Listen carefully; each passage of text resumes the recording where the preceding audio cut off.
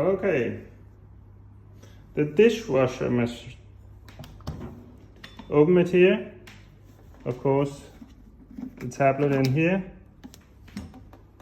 And then turn it on.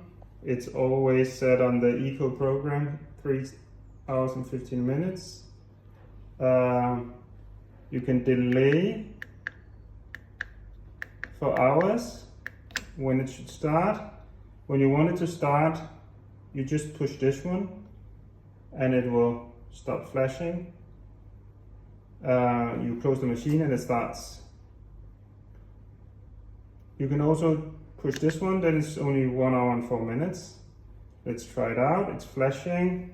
I push the start button. I close it. It starts. If I regret, I can just take it out again. Hold this for around 5 seconds. Then it starts flashing 01. I close it again. It flashes 01, and then it will take a minute, and then it will be reset.